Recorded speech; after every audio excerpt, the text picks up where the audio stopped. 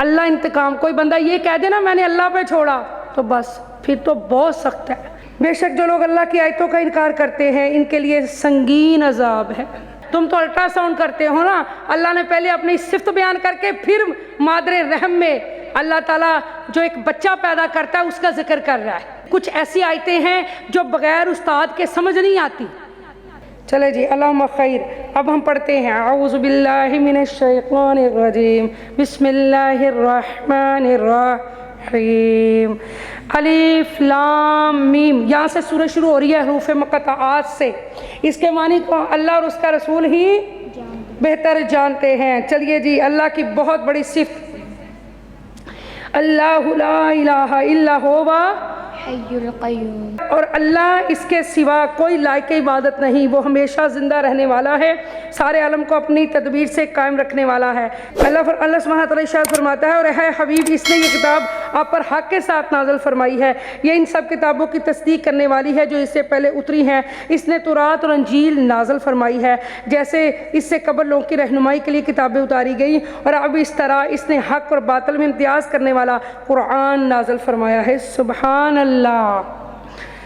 بے شک جو لوگ اللہ کی آیتوں کا انکار کرتے ہیں ان کے لیے سنگین عذاب ہے، اور اللہ بڑا غالب انتقام لینے والا ہے۔ سن لیں، یہ آیت انڈر لائن کریں، انتقام لینے والا کس کا؟ مظلوم کا۔ اللہ انتقام، کوئی بندہ یہ کہہ دے نا میں نے اللہ پہ چھوڑا تو بس پھر تو بہت سخت ہے، اس بندے سے خود ہی معافی مانگ لے، مظلوم کی آ لگ جاتی ہے۔ باپ کی بد دعا، امہات المومنین ام عائشہ صدیقہ رضی اللہ تعالیٰ عنہ فرماتی ہیں کہ باپ کی بد دعا، مسافر کی بد دعا، مظلوم کی بد دعا لگ جاتی ہے، ان کی بد دعا میں کوئی چیز حائل نہیں ہوتی، سیدھی عرش اولا پہ پہنچتی ہے اللہ کے پاس۔ تو اللہ ہمیں معاف فرمائے، باپ کی بد دعا، باپ کی بد دعا سے بچنا چاہیے اور مظلوم کی بد دعا سے۔ اللہ سبحانہ تعالیٰ ارشاد فرماتا ہے، یقیناً اللہ پر زمین اور آسمان کی کوئی بھی چیز مخفی نہیں، چھپی نہیں۔ وہی ہے جو ماؤں کے رحموں میں تمہاری صورتیں جس طرح چاہتا ہے بناتا ہے۔ تم تو الٹرا ساؤنڈ کرتے ہو نا، اللہ نے پہلے اپنی صفت بیان کر کے پھر مادر رحم میں اللہ تعالیٰ جو ایک بچہ پیدا کرتا ہے اس کا ذکر کر رہا ہے۔ اللہ فرماتا ہے مجھ سے نہیں چھپا کہ میں نے بیٹی دی ہے یا بیٹا بنایا، مجھے پتہ ہے۔ اللہ وہی ہے جو ماؤں کے رحموں میں تمہاری صورتیں جس طرح چاہتا بناتا ہے۔ اب مجھے یہ بتائیں، اس پورے پہلے فقرے کو پڑھے پھر میں آپ کو سمجھاتی ہوں۔ اس کے سوا کوئی لائق پرستش نہیں، وہ بڑا غالب اور بڑی حکمت والا ہے۔ یہاں اللہ سبحانہ تعالیٰ نے بندے کی تخلیق کا ذکر کر کے اس کی پیاری شکل، منمونی صورت کا ذکر کر کے فرمایا کہ جب پیاری شکل تمہاری بناتا ہوں تو پھر عبادت کا حق بھی تو میرا ہے نا، کہ میری عبادت کرو۔ تو جو خواتین ہیں اپنے گھر میں بچوں کی تصویریں لگاتی ہیں کہ میرے بچے کی شکل ایسی ہو، تو یہ تو پھر بات غلط ہوگی نا، تم پرستی اور بدعات کے پیچھے وہ لگی ہوئی ہیں کہ بھی اگر انسان یہ سوچتا ہے صبح اٹھ کے اس کا چہرہ دیکھا جائے، اس کو دیکھا جائے تو شاید میرا بچہ ایسا ہوگا، یہ تو غلط ہے۔ ہاں دعا کرے، سورہ یوسف پڑھے، اللہ سے دعا کرے اللہ میرے بچے کی صورت بھی اچھی ہو، سیرت بھی اچھی ہو، وہ کوئی حرج نہیں ہے۔ لیکن یہ کہ آپ کوئی تصویر دیکھ لیں، کوئی پکچر لگائی ہو کمرے میں تو وہ دیکھ لیں کہ میرا بچہ ایسا ہوگا، تو یہ بات بالکل ہی غلط ہے، یہ بالکل ہی غلط ہے، تم پرستی ہے۔ قرآن نے یہ بات بتا دی ہے، وہی ہے جو ماؤں کے رحموں میں تمہاری صورتیں جس طرح چاہتا ہے بناتا ہے۔ یہ اللہ تعالیٰ کی بنائی ہوئی شکلیں ہیں، انسان کا اس میں کوئی اختیار نہیں ہے۔ اگر اختیار ہوتا تو ہر انسان کہتا ہے میں گورا بنوں، ہر انسان کہتا ہے میں خوبصورت شکل والا بنوں۔ رب نے قرآن میں واضح فرما دیا کہ میں نے ہر شکل کو، ہر چہرے کو، ہر مکھڑے کو خوبصورت سے خوبصورت بنایا ہے۔ اللہ سبحانہ تعالیٰ فرماتا ہے آیت نمبر 7 سورہ آل عمران پارہ نمبر 3، وہی ہے جس نے آپ پر کتاب نازل فرمائی جس میں سے کچھ آیتیں محکم یعنی ظاہراً بھی صاف ہے، جیسے نماز ہے، روزہ ہے، حج ہے، زکوٰۃ ہے، واضح یہ باتیں، یہ احکامات ہمیں سمجھ آتے ہیں اور صاف اور واضح معنی رکھنے والی ہیں۔ وہی احکام کتاب کی بنیاد ہے، نماز، روزہ، کلمہ، زکوٰۃ، یہ ساری بنیادی چیزیں ہیں جن کی وضاحت سے سمجھ آتی ہیں۔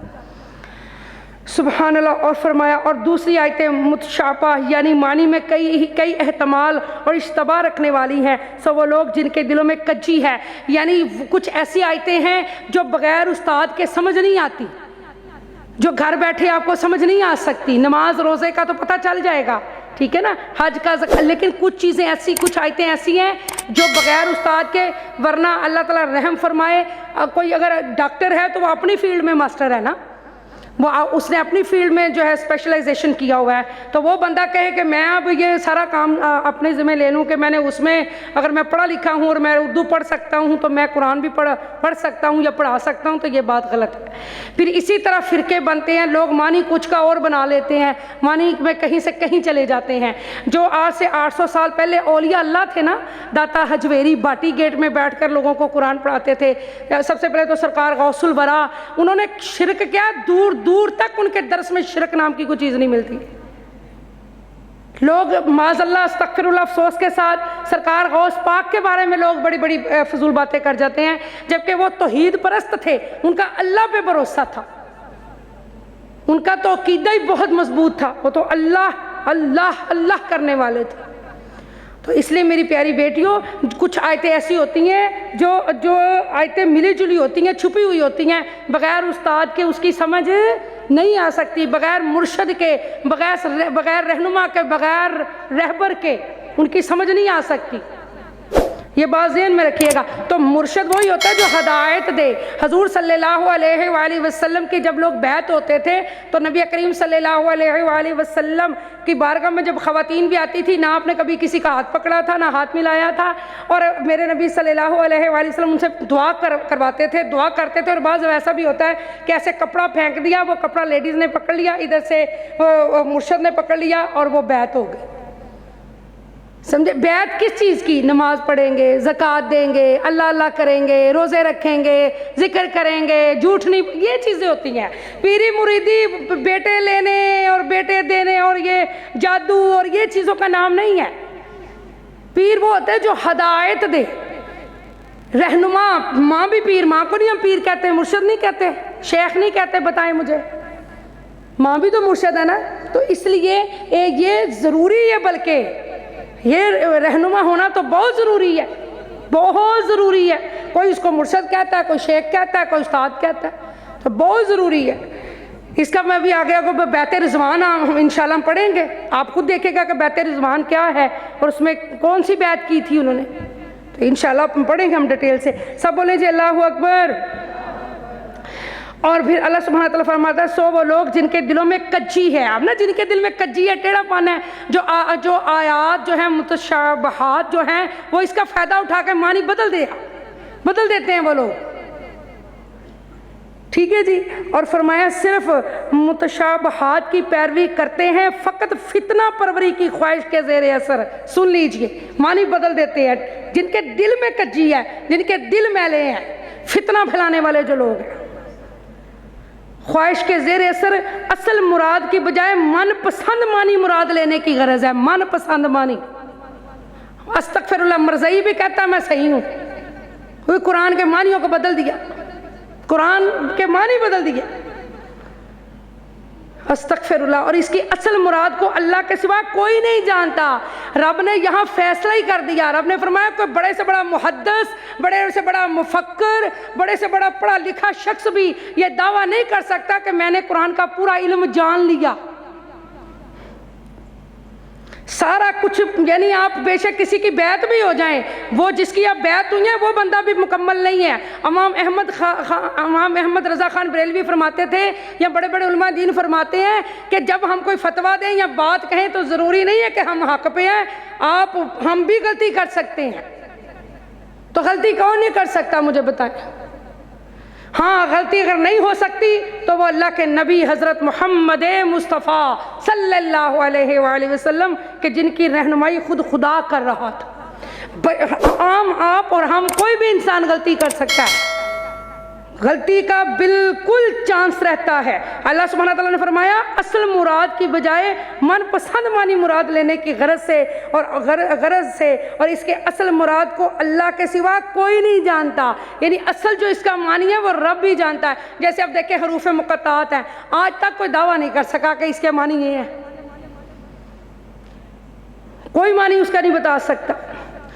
اللہ سبحانہ تعالیٰ ارشاد فرماتے ہیں اور علم میں کامل پختگی رکھنے والے کہتے ہیں، سن لیں دیکھیں آیت کتنی پیاری، علم میں کامل پختگی رکھنے والے کہتے ہیں ہم اس پر ایمان لائے، ساری کتاب ہمارے رب کی طرف سے اتری ہے، بس اس میں جو کچھ بھی ہے سمجھ آ رہا ہے نہیں آ رہا ہے، جو آپ کو سمجھایا جا رہا ہے سب پر ایمان لائے۔ اور نصیحت صرف اہل دانش کو ہی نصیب ہوتی ہے، سن تو سارے رہے ہوتے ہیں، ہر بندے کو ہدایت نہیں ملتی، شاگرد تو سارے ہوتے ہیں، نلائق بھی بیچ میں بیٹھے ہوتے ہیں وہ بھی سنتے ہیں، لیکن چونکہ ان کے اندر ان کے دل صاف نہیں ہوتے، ان کے دل میں کچی ہوتی ہے، وہ فتنہ پھیلانے والے لوگ ہوتے ہیں، اس لیے وہ اس طرح سے فیض یاب بھی نہیں ہوتے، فیض یاب بھی با ادب ہی ہوتے ہیں، چاہے کتنی بھی قرآن کلاسیں اٹینڈ کر لو ان کو وہ فیض یاب نہیں ہوں گے۔